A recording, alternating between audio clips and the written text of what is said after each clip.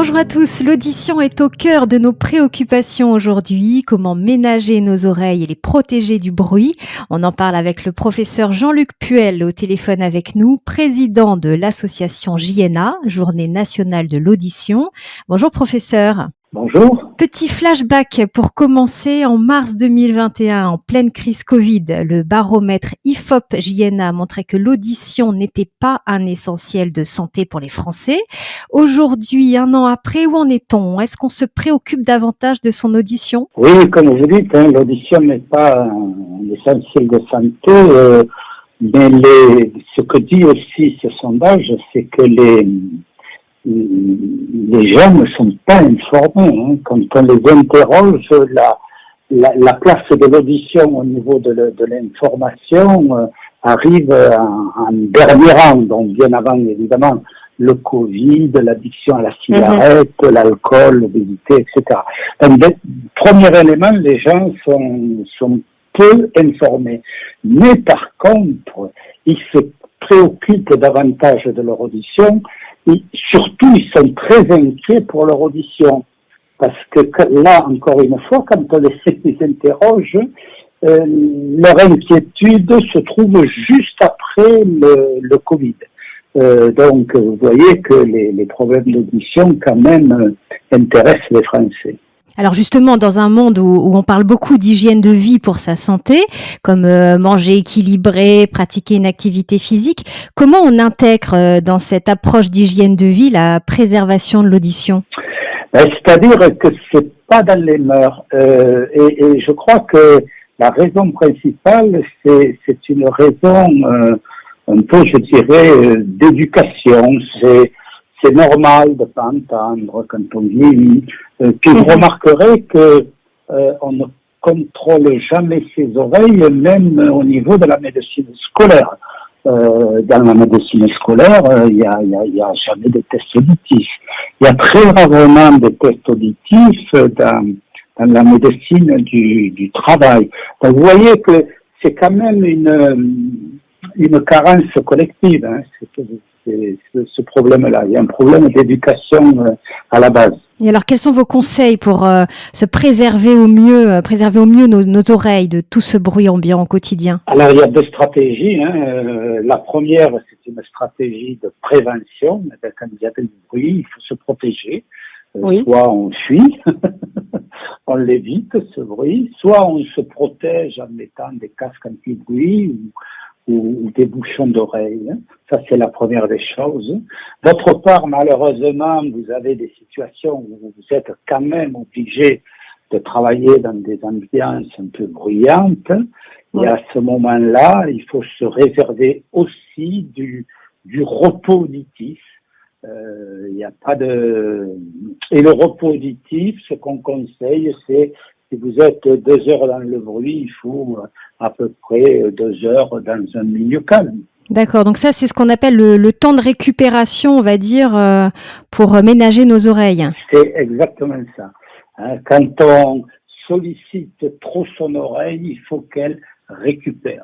Très bien. On note une progression des plaintes liées au bruit dans le monde du travail. Comment on se protège au mieux aussi sur son lieu de travail, et notamment vous nous parliez aussi tout à l'heure des open space. Comment on s'isole au mieux? Alors le problème des open space, c'est compliqué.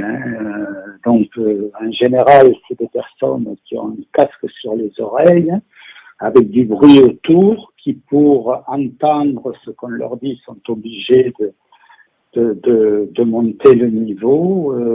Donc c'est dans les open space, c'est compliqué. Je crois que cette structure est très difficile à gérer.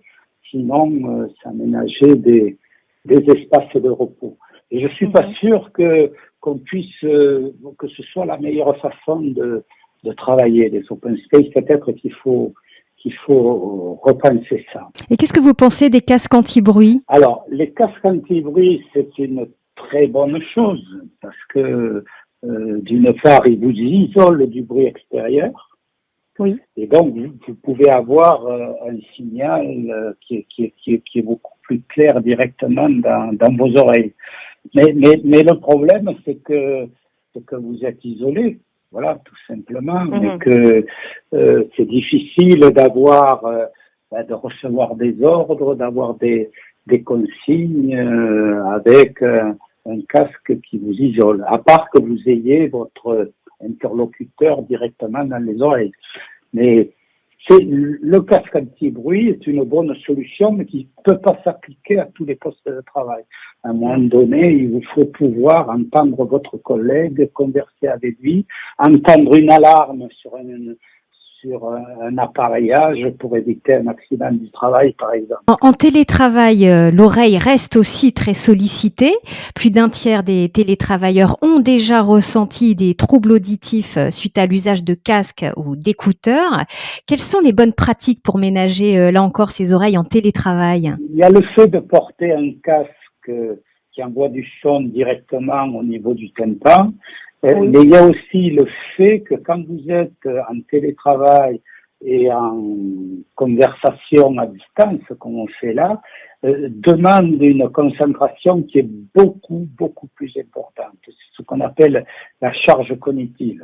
Et donc, c'est plus fatigant de parler comme ça à distance que de se parler en temps réel. Très bien. Et est-ce qu'il vaut mieux privilégier un casque ou des oreillettes? Tout dépend pourquoi. L'avantage du casque, c'est qu'il isole parfaitement de l'extérieur. Les oreillettes, en général, isolent beaucoup moins bien. Simplement, avec les progrès de la technique, on a des casques anti-bruit, on en a parlé tout à l'heure, donc qui vous isolent du bruit, mais on a aussi des oreillettes maintenant actives, anti-bruit. Bon, le problème, c'est le prix, quoi.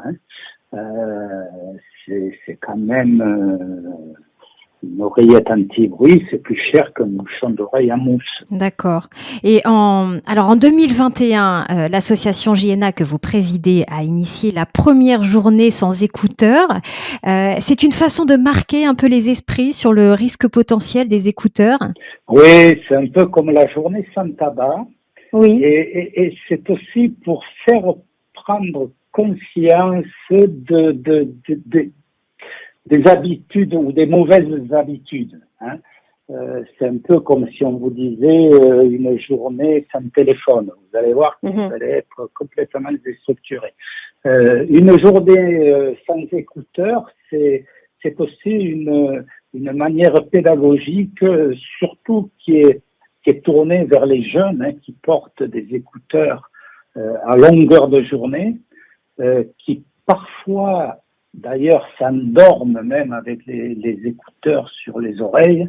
Donc je vous laisse entrevoir les dommages que ça peut entraîner quand vous avez porté des écouteurs pendant plus de 8 heures dans la journée, quand vous endormez avec.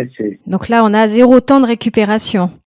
Là, on a 0 temps de récupération et on a 100% de dommages au niveau de l'oreille interne, ça c'est sûr. Pour avoir un repère très concret, combien de temps peut-on utiliser des écouteurs, par exemple, disons à volume moyen, sans abîmer ses oreilles? Alors, le problème du son, c'est toujours un peu comme le soleil, hein, c'est-à-dire vous avez d'une part l'intensité du son et puis la durée d'exposition. Donc, plus vous écoutez un son fort, plus la durée d'exposition doit être courte et plus le son est faible, plus vous pouvez l'écouter longtemps. Voilà. Combien de temps doit-on porter des écouteurs? Ça dépend du volume, mais franchement, quand vous avez porté des écouteurs pendant 2 heures d'affilée, je pense que déjà on peut faire une pause, un repos auditif. Est-ce que l'usage des écouteurs ou des casques favorise aujourd'hui des surdités plus précoces? Oui, en particulier chez les jeunes. Ce que je vous disais, le fait de porter des écouteurs en permanence toute la journée, ça endommage l'oreille. Ça c'est sûr. Et quand on fait des enquêtes, on voit que de plus en plus souvent les jeunes vous disent qu'ils ont des acouphènes ou qu'ils en ont déjà ressenti, quand vous allez dans des classes, que vous interrogez les élèves, que ceux qui ont déjà ressenti des acouphènes lèvent la main, on est surpris de voir que dans une classe de 13 ou 14 ans, on en a un nombre pas négligeable. Oui, je pense que le fait d'avoir des écouteurs et des casques à longueur de journée entraîne des surdité précoces. Oui. Et pour revenir aux acouphènes, est-ce qu'on sait aujourd'hui les soigner, ces acouphènes? Alors, on sait, malheureusement, je dirais non dans la plupart des cas. On arrive à traiter certains acouphènes. Hein. Par exemple, si vous avez un bouchon d'oreille qui induit un acouphène, il suffit d'enlever le bouchon de cérumen et l'acouphène disparaîtra. Si vous avez une tumeur dans l'oreille moyenne, sur le nerf auditif, on retire la tumeur, l'acouphène disparaîtra. Voilà, des choses, on arrive à traiter un certain nombre d'acouphènes. Par contre, il y a une grosse partie d'entre eux qui, comme je vous le disais, sont un symptôme, c'est-à-dire ça reflète une souffrance de l'oreille interne. Et cela, on a beaucoup de mal à les traiter. D'accord. Chez les seniors maintenant, est-ce qu'il y a des effets plus spécifiques encore d'une perte d'audition? Alors chez les seniors, évidemment, je vous le disais, à partir de 50-60 ans, on commence à avoir une perte auditive qui est due à plusieurs facteurs. Le premier, évidemment, c'est tout ce qui est facteurs environnementaux.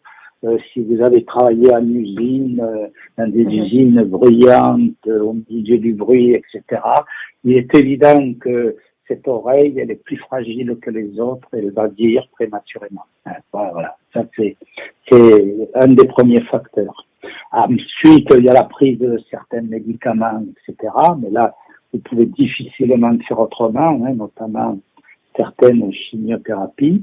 Et puis, vous avez la génétique qui fait que vous avez des oreilles qui sont plus fragiles que d'autres, plus susceptibles au bruit que d'autres. Et puis, vous avez le vieillissement en général. Vous savez très bien que on n'est pas égaux face au vieillissement. Certains, à 80 ans, ont toutes leurs dents, ne portent pas d'aide auditive ni de lunettes. Et malheureusement, certains autres, à 40 ans, ont déjà des problèmes auditifs, visuels, etc. Donc, le vieillissement, c'est assez préoccupant. Bon, d'une part, la bonne nouvelle, c'est qu'on vit longtemps. Donc, si on vit longtemps, on vieillit aussi. Mais comme je disais tout à l'heure, le fait qu'on vit dans une société bruyante, que toute une génération s'est massacrée les oreilles avec de la musique amplifiée, des casques sur les oreilles, fait que la survenue de la presbyacousie, de ces symptômes, elle va arriver précocement. C'est-à-dire que au lieu de voir les premiers symptômes à 60 ans, comme ça devrait être le cas, on les voit apparaître à 40 ans. Et ça, c'est dramatique.